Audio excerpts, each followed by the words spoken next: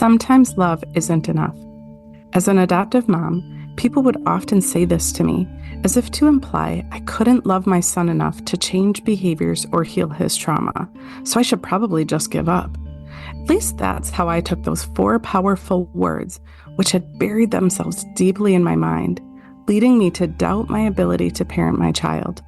Sometimes love isn't enough. That is the truth.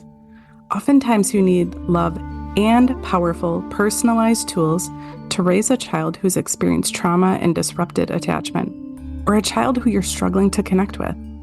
I am on a mission to help parents raising kids with a tricky past to show up with unconditional love and practical tools to lovingly manage even the most challenging of times.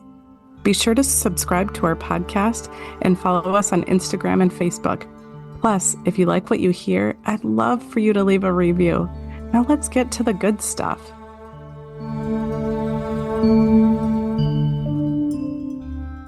Welcome back to Sometimes Love Isn't Enough. I am your host, Angie Grandt, and there's something that's been on my mind a lot lately, and so I thought I'd bring it here to you. Oftentimes when I'm working with clients or talking with parents, or people are posing questions to me about how to handle challenging behaviors, I usually ask back, what are you doing right now? How are you handling behaviors in your home? And oftentimes what I hear as parents are describing what's really happening in their home is I often hear that the goal, although not necessarily very overtly stated, but what I often hear is that the goal turns more towards compliance, turns more towards I'm the boss and you're the child.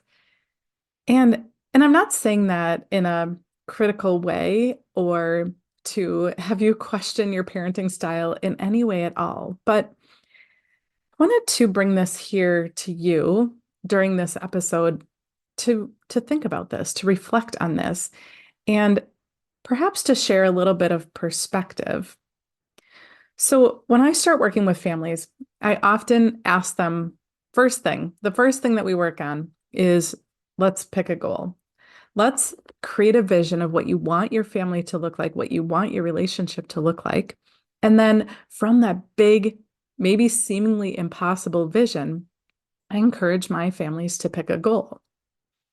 And I don't encourage them to pick kind of the old style of goals where they pick something that's attainable, something perhaps they've done before. I often encourage my clients to pick a goal that's something that seems kind of impossible. So when I think back to when my son was younger, and when I first met him, he was 5 and so cute. And pretty quickly, we realized that connection was really hard for him. And so behaviors escalated relatively quickly in our home. And I very quickly lost sight of why I adopted in the first place, why I chose to be his mom. When I went through the process, or when we went through the whole process of adoption and becoming, the home study and all of the things that go with it, I am confident that not only myself, but other adoptive parents out there or biological parents don't go into that parenting relationship with this thought about, I can't wait until I have somebody that I can control, somebody who can do as I say, do it how I say to do it. I imagine, because I've been in multiple roles as bio mom, foster mom, adoptive mom, now grandma. I've been in all of these roles, and I know going into those relationships that my initial ultimate goal was that I want somebody to love. I have so much love in my heart, and I imagine you do too. And so going into those relationships, wanting to share that love, wanting somebody to enjoy life with, wanting somebody to teach and help them grow. That's how we start. But when we get a little bit of pushback or a lot of pushback from our kids, our intentions, our reactions Oftentimes, sometimes it takes years for it to shift, but sometimes it happens quickly. Our goal shifts from I want to connect with my child to they need to listen to me. I'm in charge. They're not being respectful. They're not doing as I asked them to do. So I want you to reflect on the last time you got into a tussle with your kiddo, whether it's a toddler or a 14-year-old or a 25-year-old.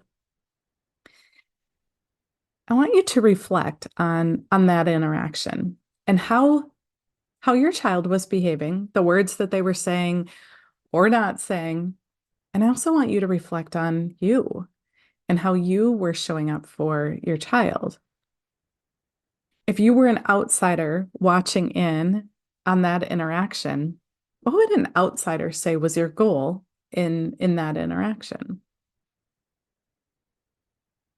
I can't possibly know for you, but I know for me that my mind quickly went to the you're not in charge, you're not the boss. And as much as I don't like thinking or realizing or saying out loud that that's where my goal ended up, it's my truth. It is where my interactions went to with my son. I now know that he was displaying the mistaken motivation of revenge. And I know that because of the reaction that I was having based on his behaviors. When our kids or our significant others or the barista at the coffee shop or the clerk at Target are doing things that make us feel like you want to get even, you want to teach them a lesson, you want to show them how it is. When that's the physical, emotional reaction that we ourselves are having, it should be a key signal to us to put on the brakes for us, not to figure out how to change our kids' behavior. Because when we have that signal that our child or this other person we're interacting with is displaying that mistaken motivation of revenge, I think two key things are happening. First of all, that should be a red flag signal that your relationship is damaged. And I say that with all the love in the world because my relationship with my son was so damaged too. I didn't know, I didn't have this knowledge back then about energy, human design, mistaken motivations. I didn't know any of this back then. And I'm sure I've said this in past episodes. I don't regret. I mean, I regret because of the struggles that he had, but I don't regret it because I had to go through that in order to learn the lessons that I needed to learn so I could show up for you. But back to the mistaken motivation of revenge.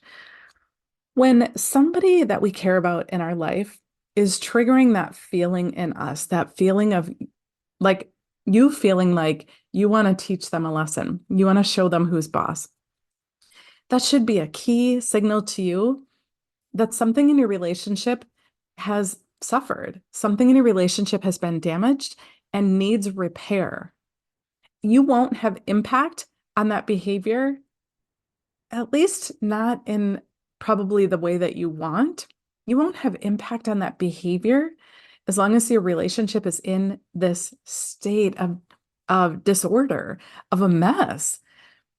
That until that key foundation is fixed, the behavior will continue. It will continue until you, the parent, learn the lesson about what do I need to do to shift how I'm showing up for my kiddo because he's clearly telling me that he's hurt. One of the key components to that mistaken motivation of revenge, it tends to happen most when the individual is struggling with their sense of self-worth, their sense of lovability. So when our kids are struggling with their sense of self-worth, struggling with their lovability, not trusting that they are lovable or that maybe they're capable of loving back, when our kids are struggling with lovability and self-worth, and it's coming out of them in this ugly way where our kids are pushing us away. They're not listening to us. They're being defiant. They're being disrespectful. And we as the parent are having this emotional reaction to our kids of like, I'm the boss here. That must, if we're going to change generational cycles of hurt, if we're going to help our kids heal, help ourselves heal, help future generations heal, we have to start being more and more aware of what our kids are really trying to tell us. And I know I have been in those shoes where I'm the parent and the therapist, my son's therapist, was telling me, he's pushing you away because of attachment. He's pushing you away because he's testing your love. And my brain was like, yeah, I get it. I get it. I've read the books. I've listened to the trainings. I've been to so many certifications. I get it. But that's great. But in the moment when his behaviors and his words are pushing me away and pushing me away, it became triggering over time. And I didn't know what to do to keep myself in the game with him when it mattered the most. I knew cognitively. I could tell, I could, and I did tell everybody in our close life about his behaviors are just pushing me away. I understood what he was doing, but I didn't have the tools to do anything about it in the moment. So so I was talking about the mistaken motivation of revenge and really two key things to really pay attention to with that. And the one is that it should be a key signal to you that something has happened in your relationship. And the other key that I would really encourage you to look at is what can you do in that moment to repair even a little bit? And my suggestion is that other key thing that you can do in the moment, which I know is easier said than done, but is to take a pause, take a deep breath, and ask yourself, what is my goal right now with my child? Is it to control them or is it to build a connection with them? Because when we have kids who are questioning their lovability, questioning whether or not we love them, questioning whether or not they can love others, questioning their value, then us enforcing that we're in charge, that we're in control, that they need to be more compliant is so counterproductive. It can't work. I mean, we have evidence in human history where using that forced compliance can create change, but not for good. And there's so much evidence in human history where forced compliance is bad news. So it can create the behavioral outcome that you want in the moment. But when we take a step back and really ask ourselves what our goal is in our relationship, we must respond differently. So when I say we must respond differently, like I said, the first step to me is asking yourself that question. What is my real goal with my child? Is it connection? Is it compliance? Is it, I don't know, is it something else? Because if your goal is compliance, then the relationship work will be much harder because none of us were put here on this planet to serve others. None of us were put here on this planet to make other people happy, actually. When we think about when we have this beautiful child, whether through adoption or biologically or some other means, when a child is born into this world, they're born totally capable of loving and receiving love, but their purpose on this planet isn't to make you happy or me happy or the next person happy. Their purpose is to fulfill their purpose, whatever that might be. So finding a way to ask ourselves those really key questions about what is my goal for my relationship with my child? And I'm not saying that you can't have a child who is following directions and doing as you ask and connected with you, right? That, of course, is a possibility, but that connection piece really should come first. Because when we have a child who feels like they don't matter, who feels like they're not lovable, well, yeah, again, you might get some compliance from them, but at what cost in your relationship? I often will encourage my clients to think about, right? So maybe today your child is 8 or 5 or however old they might be. And right, like now in that perspective of I'm the adult and I need you to listen, I often will encourage my clients to imagine that their child is now 25 and maybe has their own family or has their own home or is off at college or whatever they might be. And I really encourage them to go through this creative exercise to imagine in that moment when maybe your young adult child is telling you that they're planning on getting married or they're expecting a baby or they got their first big job or maybe they're struggling, right? Imagine being in that moment. What will your goal be then? Because at that point your child is an adult. And so really shifting our goals to be more focused on what they originally started as.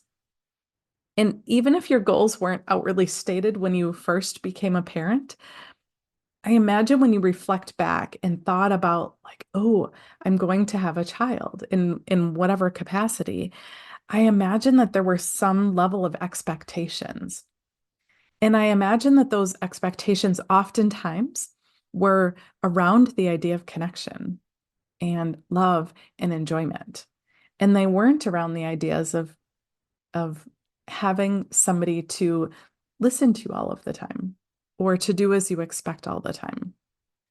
So finding that balance, finding a way to be okay with putting your focus on connection, putting your focus on helping your child see their lovability, helping your child see their worth, doing that work, really investing your time in that work, long run will, one, build a stronger connection.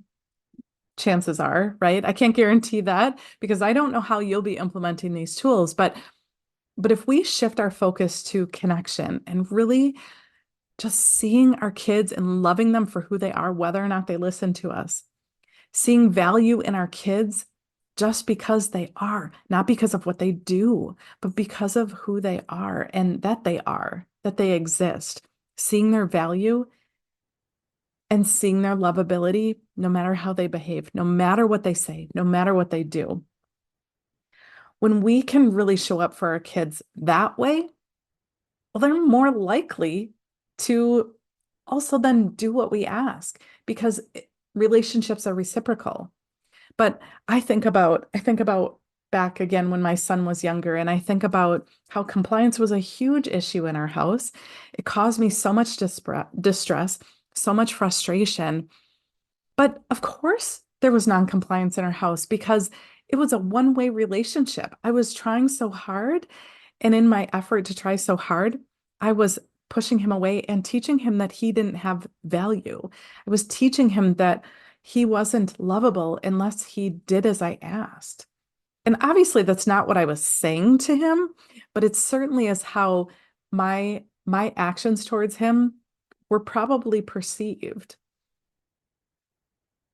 So my encouragement to you, if you so take this challenge today, is to the next time that you're in a situation with somebody who you're really struggling with that dynamic where you're feeling like, oh, I just want to teach them a lesson. I just want to show them who's boss. When you're having that reaction, remind yourself that this is just energy. This is my child or my spouse or my boss or my coworker displaying the mistaken motivation of revenge. And what that tells me is that for whatever reason, it might have nothing to do with me, but for whatever reason, that person that I'm noticing the mistaken motivation of revenge, that person is really struggling with their sense of self-worth. They're feeling devalued. They're either picking up for me or picking up in another environment that they don't matter, or that they're not lovable, or that they don't trust that they can love others, or all of the above. Because when we can look at others through this lens and really look at the people that we're interacting with and get out of that space where we're stuck in this like negative energy, which is bringing us down, it's making us reactive, and it's making us repeat patterns from our past, from generations past. I'm on a mission to help break patterns because the old way of parenting, where the parents are in charge, it isn't going to work in as we're shifting into a new energy. It isn't going to work as kids are evolving. We're evolving. The old way of parenting, it's becoming obsolete, and it's not going to work, and it isn't working anymore. So I'm on a mission to break old generational cycles. And I hope that you'll take this one little nugget, try it at your home, and reach out to me. I would love, love, love to hear how it's working for you. And oh, I have a special gift for you. So I'm so excited to share this, but I finally on my website now offer a free human design chart. So I encourage you to go check it out. Check out my new website. I'm so excited about it. I'm really stepping out as a generational healing specialist because I'll be making an episode about this in the near future, but I know because I see it in my design, but I am on this planet to break generational cycles of trauma and pain. I know that that's why I'm here. So let me help you on that path. I do also offer a free consult if you're ready to break these cycles and you're just fed up with getting so frustrated with yourself, with your kids, with your loved ones. I support relationships both with significant others, ex-others, and with kids. Relationships really are my jam because that's how we're going to break these cycles. It's in the way that we relate with each other, and knowing your human design, I pull all of that in. So anyways, I could go on forever about that, but yeah, check out my website. It's angiegrant.com. There's a D in there, Grandt, and it's all in the show notes. So you can make sure you get it spelled correctly so you get to the right place. But grab your body graph. I'd love to chat with you about your design and your energy and how that impacts your relationship. So thanks for hanging out, and I can't wait to talk.